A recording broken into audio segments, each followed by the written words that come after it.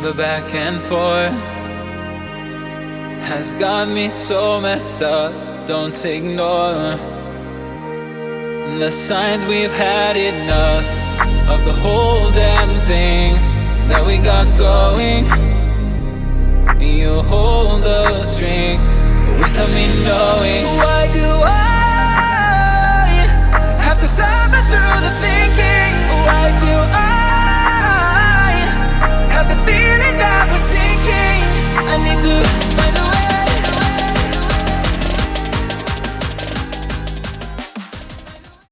G'day Blue Ocean spearfishing fans, first time viewers, welcome to the channel. Today we're out and about in the mangroves, just hunting around for a couple of mud crabs. It's absolutely gorgeous conditions at the moment. We've got a light breeze, not a cloud in the sky. So the plan is get a couple of mud crabs, come back out, get some wood, do a campfire and yeah, do a catch and cook bid. Can't wait. That we got going. You hold the strings without me knowing. Why do I have to suffer through the thinking? Why do I have the feeling that we're sinking? I need to find a way. Alright guys, so it's the next day. Yesterday we ended up running out of light, unfortunately, but we ended up coming across some pretty good ground that I liked and really wanted to check out. So I'm back here today to have a look around. The tide's still heading out, but it's low enough now where we can actually walk through mangroves and have a look for some more muddies. The weather is pristine conditions except the easterlies are in. And we've had these now for about 3-4 weeks now, these easterlies, and they're absolutely kicking us. Which sucks because it's going to be a little while before I can actually get out wide and do some dive videos again because that viz is going to be terrible. What I've been finding though is when I'm at work, it's calmed off and I work right on the coast, so I just look at the water and it just teases me, and then as soon as I come on days off, bang, the wind's back in again. So it's just how it goes. But yeah, that's pretty much why we're doing these land videos, like mud crabs, like looking for mud crabs and fishing, because fortunately I just can't really get out there. Just coming in now to tax return time. With my tax return I plan on buying a dinghy and I can do some more creek stuff. The good thing about getting a dinghy is then I can shoot out just on my own really easy. The boat I got now is best part of 3.2 tonne fully loaded, and when I'm on my own it's a bit of a pain to launch, retrieve and do all that, especially if the wind's in. So the tinny would be so much easier. I can just hook it up, shoot out whenever I want, do a quick dive, punch back in. I can launch, I can beach launch it, so anywhere down here I could just launch it. And yeah, check out new ground that I can't really get to with the big boat. So I'm pretty keen for that to happen. It'll open up vast opportunities for the channel, which is great also. So fingers crossed we'll make that happen within the next couple of months. I can't believe this right now. Just walking along looking in these pools for any mud crabs, any holes or anything like that. I've come across a turtle in this pool. Yeah, a bit of a better angle. Now the issue we face here is that this pool's going to dry up by the time that tide comes back in again. So what I'm going to do is grab him, relocate him to a deeper pool that's going to hold water until that tide comes back in, and then he can swim out. What's happened is, with the tide in, he's been swimming around in here looking for food, and the tide's subsided, and because we've got pretty large tides at the moment, not pretty big movement, the tide's ripped out and it's trapped him in this pool.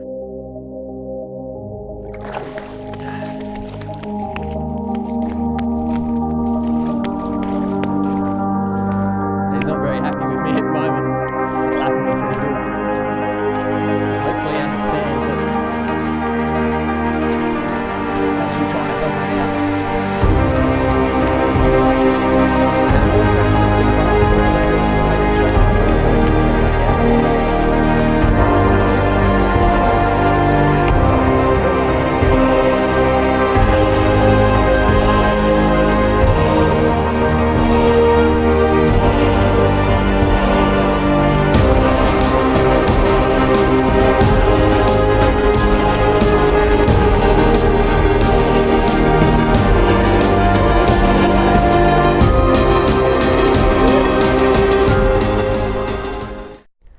All right, this is no joke. I literally just set that turtle free so he can keep on keeping on right here. I don't know if you can still see him, he's heading out. And then I looked across, and look at this. I've been looking now for 2 days for a decent sized muddy. And right here there's a massive mud crab. Look at this. How's that?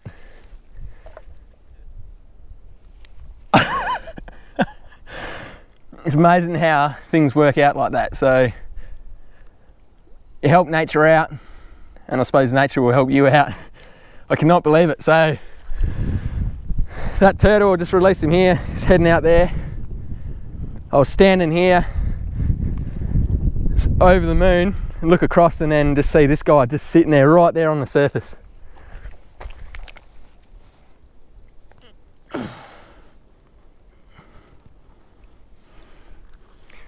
Big buck too. You. All right, I'm gonna head back to the car with this guy and cook him up on a campfire and yeah, have a bit of a feed.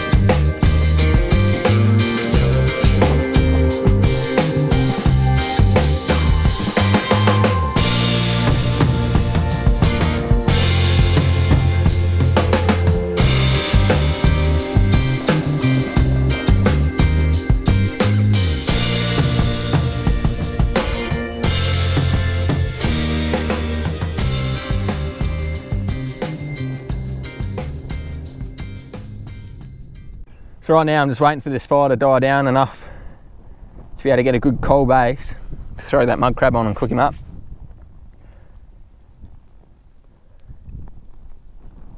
I didn't make the fire too big because it's pretty warm today, and the only reason I need it is just to cook this fella up here.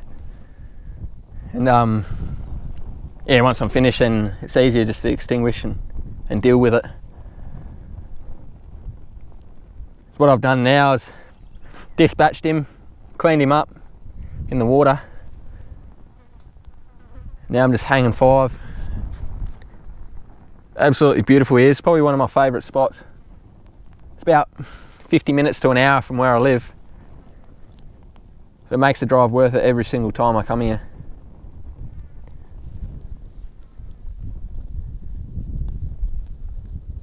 I didn't even mean to come across this place. I was driving one day just through here and seen it, and it had me hooked ever since. Awesome, just a little flat area up the top where you can park your car, and then yeah, you just come down on this bank and just hang out.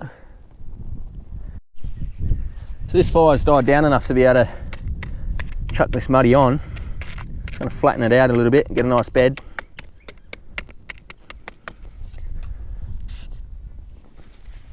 Let's throw this awesome thing on. Do that every single time. I just went down and washed him. It'll be right. A little bit of sand never hurt anyone.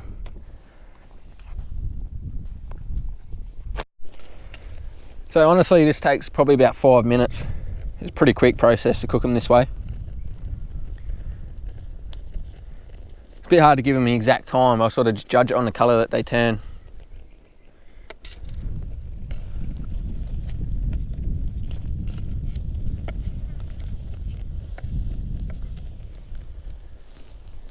So there's a number of different ways that you can cook these. You can boil them in salt water. The best way to do it is just grab the water, like this creek water for example, cook them in that. There's other methods like doing them inside like a chili mud crab dish, where you poach them in a chili sauce. Or you can do it this way, more of a simple method. Thing is, these taste that good that you don't have to go overboard with any flavouring or anything like that. Like I'm just straight on the coals. I'm going to go down, cool it down once it's cooked in the salt water down there, clean it out, come back and just eat it.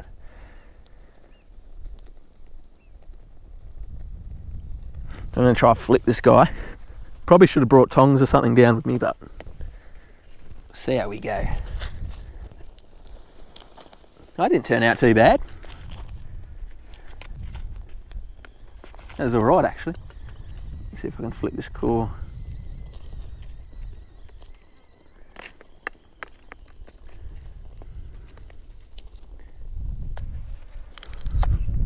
So I've already eaten some of the legs.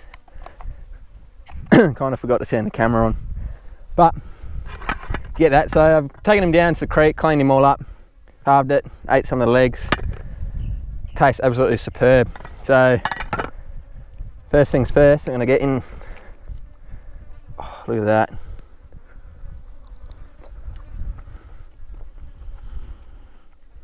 Oh, that is so good.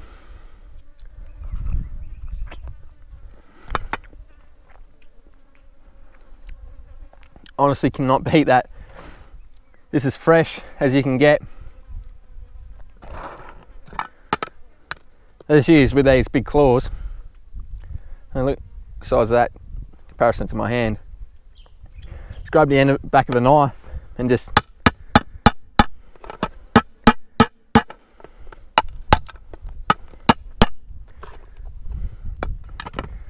smack it around, and then you should be able to just twist and pull.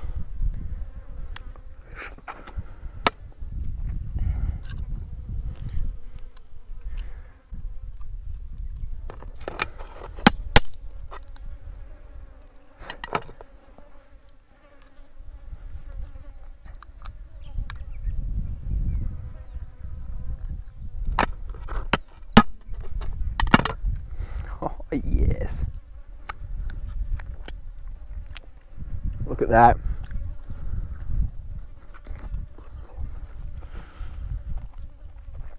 That is awesome.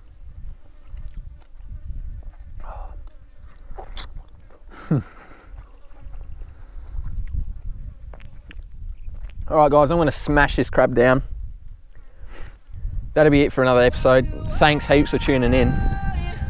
It's been awesome hanging out with you guys. So if you like this video, make sure you give it a thumbs up. If you've got any tips, comment them down below. If you want to see more of Blue Ocean spearfishing adventures, make sure you subscribe and hit that little notification bell.